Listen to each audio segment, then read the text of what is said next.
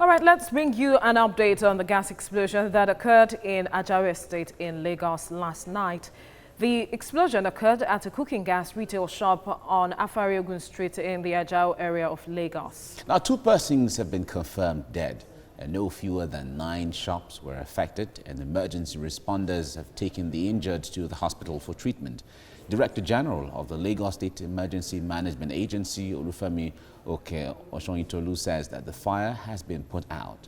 All right, TVC News reporter Sarah Yeku is standing by at the Ajao Estate to bring us updates. Sarah, as we speak, what more can you tell us? We see the wreckage behind you. Tell us what is going on at the scene of the incident last night, right now.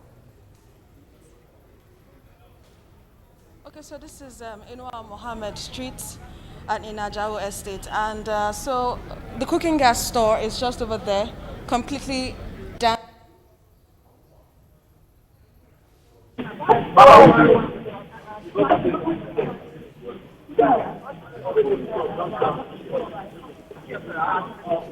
All right, we'll definitely get back to our correspondent Sarah Yeku for more updates. This was the scene yesterday. All right, Sarah, are you there?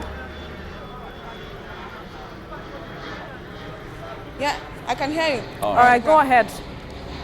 Okay, so what I was trying to tell you earlier is just give you a picture of what is going on around here. So what we see is that, of course, there are early mornings around.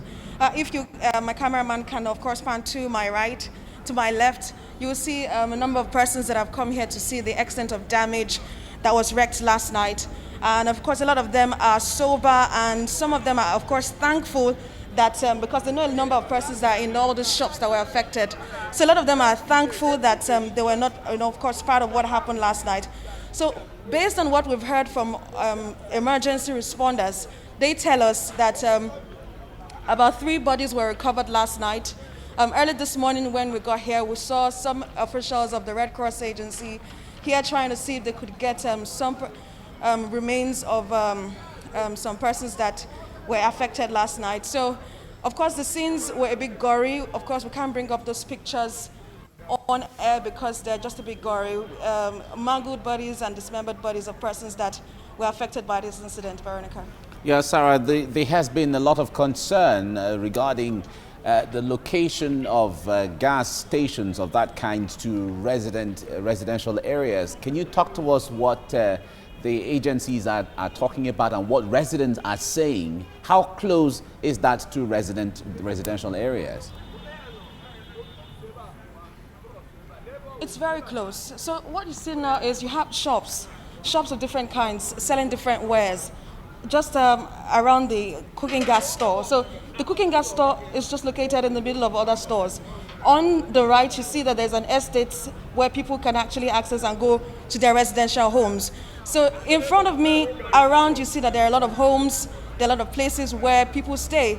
And so a lot of persons have raised concerns that this kind of stores should not be located in residential areas. But, people that actually go to these stores are persons that actually need this commodity. Cooking gas is, of course, something that a lot of persons use in their various homes. So you can't take away the fact that while we want cooking gas stores not to be located in residential areas, the demand for it is high. So, which is why you see that a lot of cooking gas stores are still being located in residential areas. So that's a concern that a lot of persons have.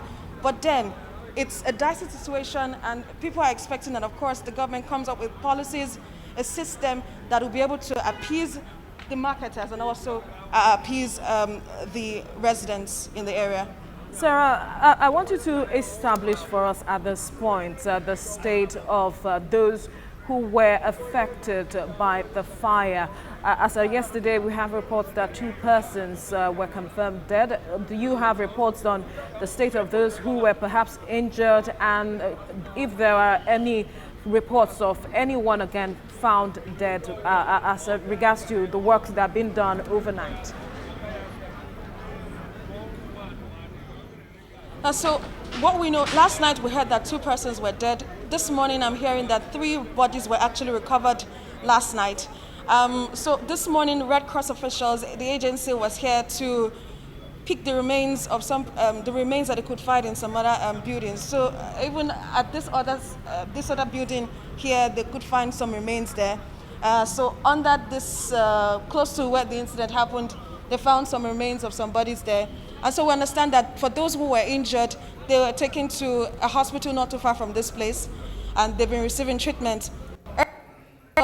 He had burns all over his body, but he refused to speak with us, saying that he's just thankful that he didn't die with the incident, and hoping that, he says he has nothing to say. You know, he's just thankful that he didn't go with the incident, and he just left a couple of minutes ago.